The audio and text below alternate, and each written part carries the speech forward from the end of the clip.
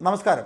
UDF ശക്തമായിരുന്ന കാലത്ത് പാർട്ടിക്കുള്ളിലെടുക്കുന്ന പല തീരുമാനങ്ങളിലും കൃത്യമായ പ്രാധാന്യവും അഭിപ്രായങ്ങൾക്ക് കൃത്യമായ ഇടവും ഉണ്ടായിരുന്ന ഒരു പ്രസ്ഥാനമായിരുന്നു KM മാണിയുടെ കേരള കോൺഗ്രസ് മാണി ഗ്രൂപ്പ്.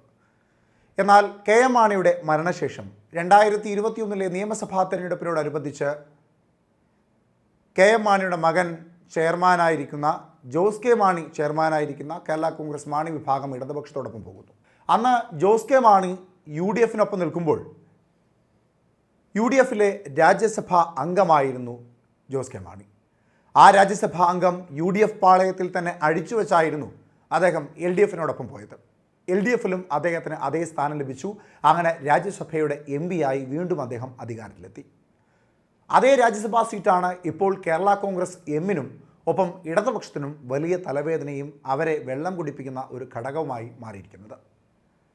കേരള കോൺഗ്രസിനെ സംബന്ധിച്ച് ലോക്സഭാ തിരഞ്ഞെടുപ്പിൽ കോട്ടയത്ത് തോമസ് ചാഴിക്കാടൻ പരാജയപ്പെടുകയാണ് എങ്കിൽ പിന്നീട് അപ്രസക്തമായി പോകുവാൻ സാധ്യതയേറെയുള്ള ഒരു പാർട്ടിയാണ് കേരള കോൺഗ്രസ് മാണി വിഭാഗം.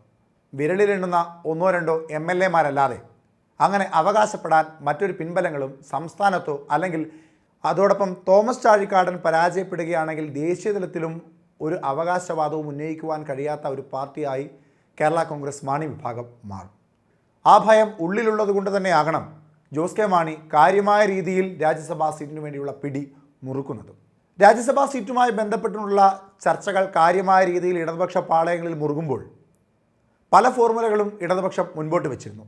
അതിൽ ഏറ്റവും പ്രാധാന്യത്തോടുകൂടി ഇടതുപക്ഷം മുൻപോട്ട് വെച്ച ഫോർമുല ഭരണപരിഷ്കാര കമ്മീഷൻ്റെ സീറ്റായിരുന്നു.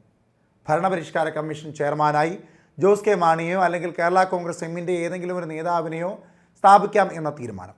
എന്നാൽ ഈ വിഷയവുമായി ബന്ധപ്പെട്ടുകൊണ്ട് കേരള കോൺഗ്രസ് മാണി വിഭാഗത്തിൻ്റെ ചെയർമാനായ ജോസ് കെ മാണി ആ വിഷയത്തിലെടുത്തിരിക്കുന്ന നിലപാട് ഇടതുപക്ഷത്തെ ചൊടിപ്പിക്കുന്നത് തന്നെയാണ്. രാജ്യസഭാ സീറ്റ് എന്ന തങ്ങളുടെ ആവശ്യം വളരെ വ്യക്തമാണെന്നും അതിൽ ഒരു ചർച്ചയുടെ ആവശ്യമില്ലെന്നുമാണ് ജോസ് കെ മാണി പറയുന്നത്. കാരണം UDF വിട്ട് LDF പാളയത്തിലേക്ക് കേരള കോൺഗ്രസ് മാണി വിഭാഗം വരുമ്പോൾ അന്നേ ചർച്ച ചെയ്ത് തീരുമാനിച്ചിരുന്നതിൽ ഏറ്റവും പ്രധാനപ്പെട്ട ഒരു കാര്യം രാജ്യസഭാ സീറ്റായിരുന്നു. അപ്പോൾ നൽകിയ വാക്ക് പാലിക്കേണ്ടത് ഇടതുപക്ഷത്തിൻ്റെ ഉത്തരവാദിത്വമാണ്. അത് ഇടതുപക്ഷം ചെയ്യേണ്ടതുണ്ട്. അതിൻ്റെ പുറത്ത് ഒരു ചർച്ചയുടെ ആവശ്യമൊന്നും തന്നെയില്ല. കേരള കോൺഗ്രസ് മാണി വിഭാഗം തന്നെയാണ് നിലവിലുള്ള 2 സീറ്റുകളിൽ ഒന്നിൽ മത്സരിക്കുവാൻ അവകാശമുള്ളവർ. അപ്പോൾ പിന്നീട് വരുന്ന ചോദ്യം CPIക്ക് എവിടെയാണ് പ്രാധാന്യം ലഭിക്കുക എന്നുള്ളതാണ്. സ്വാഭാവികമായും CPMനോടൊപ്പം നിൽക്കുന്ന LDFിലെ ഏറ്റവും പ്രധാനപ്പെട്ട മറ്റൊരു ഘടകകക്ഷിയാണ് CPI.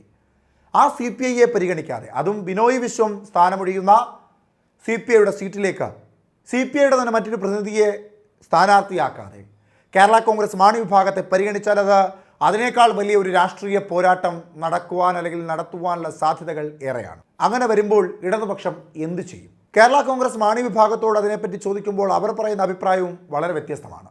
CPIക്ക് സീറ്റ് നൽകണമോ വേണ്ടയോ എന്നുള്ളതൊന്നും ഞങ്ങൾ തീരുമാനിക്കേണ്ട കാര്യമല്ല. അത് പാർട്ടിക്കുള്ളിലെടുക്കേണ്ട തീരുമാനമാണ്. തങ്ങളെന്തായാലും UDF വിട്ട് LDFിലേക്ക് വന്നപ്പോൾ തന്നെ രാജ്യസഭാ സീറ്റ് നൽകാം എന്ന ഒരു ഉറപ്പ് ലഭിച്ചിരുന്നു.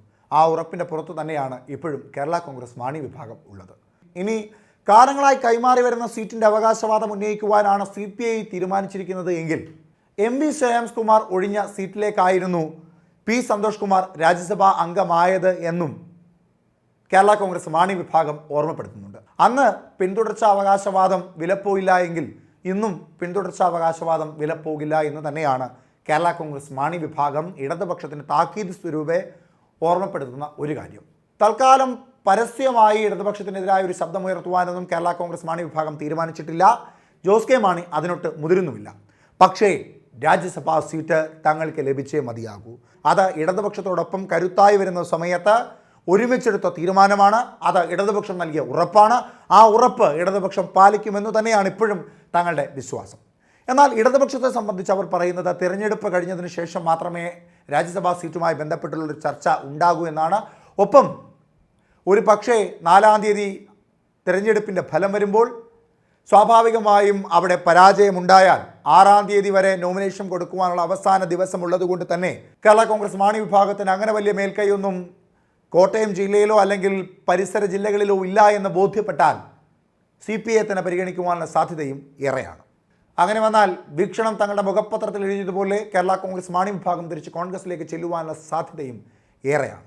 ഇനി പാർട്ടിക്ക് പ്രാധാന്യം നൽകുവാൻ വേണ്ടി ഇടതുപക്ഷം നൽകിയ ഭരണപരിഷ്കാര കമ്മീഷൻ ചെയർമാൻ എന്ന സ്ഥാനത്തേക്ക് ജോസ് കെ മാണി സ്ഥാനാരോഹിതനായാൽ സ്വാഭാവികമായും അദ്ദേഹത്തിന് പദവിയോടുള്ള ഭ്രമം കൂടുതലാണ് എന്ന തരത്തിലേക്കുള്ളൊരു വാർത്ത പരക്കുവാനുള്ള സാധ്യതയുണ്ട്. അത് പാർട്ടിക്കുള്ളിൽ വലിയ ചർച്ചാ വിഷയമാകും. അതുമാത്രമല്ല, ഭരണപരിഷ്കാര കമ്മീഷനായി രാജ്യസഭാ സീറ്റ് ആവശ്യപ്പെട്ട ജോസ് കെ മാണിയെ നിയമിച്ചാൽ അത് ജോസ് കെ മാണിയെയും കേരള കോൺഗ്രസ് മാണി വിഭാഗത്തെയും തന്ത്രപരമായി ഒതുക്കുവാനുള്ള ഇടതുപക്ഷത്തിൻ്റെ ചില തന്ത്രങ്ങളായും കാണുന്നവരുണ്ട് കേരള കോൺഗ്രസ് മാണി വിഭാഗത്തിൽ. എന്തായാലും നിലവിലത്തെ സാഹചര്യത്തിൽ കേരള കോൺഗ്രസ് മാണി വിഭാഗം ഭരണപരിഷ്കാര കമ്മീഷൻ ചെയർമാൻ എന്ന ഒരു പദവി അലങ്കരിച്ചുകൊണ്ട് ഒരു രാഷ്ട്രീയ വനവാസത്തിന് പോകാൻ തയ്യാറല്ല എന്ന് തന്നെ ഓർമ്മപ്പെടുത്തുന്നു. ഒപ്പം രാജ്യസഭാ സീറ്റ് തങ്ങൾക്ക് നൽകാമെന്ന ഉടമ്പടിയുടെ പുറത്ത് തന്നെയാണ് UDF-ൽ നിന്ന് LDF-ലേക്ക് കേരള കോൺഗ്രസ് മാണി വിഭാഗം എത്തിയത്. അതുകൊണ്ട് അത്തരത്തിലൊരു ചർച്ചയുടെ ആവശ്യമൊന്നും, രാജ്യസഭാ സീറ്റ് നൽകുമോ എന്ന ചർച്ചയുടെ ആവശ്യമൊന്നും നിലവിൽ അവിടെ പ്രാധാന്യമുള്ളതല്ല. സ്വാഭാവികമായും അത് തങ്ങൾക്ക് ലഭിക്കേണ്ട സീറ്റ് തന്നെയാണ്. അതുകൊണ്ട് ഒരു പിന്തുടർച്ചാവകാശവാദമൊന്നും ഉന്നയിച്ചുകൊണ്ട് CPI വരേണ്ട കാര്യവും അവിടെ ഇല്ല എന്ന് പറയുകയും ചില നിലപാടുകൾ വ്യക്തമാക്കുകയും ചെയ്യുകയാണ് ജോസ് കെ മാണി എന്ന കേരള കോൺഗ്രസ് മാണി വിഭാഗത്തിൻ്റെ ചെയർമാൻ.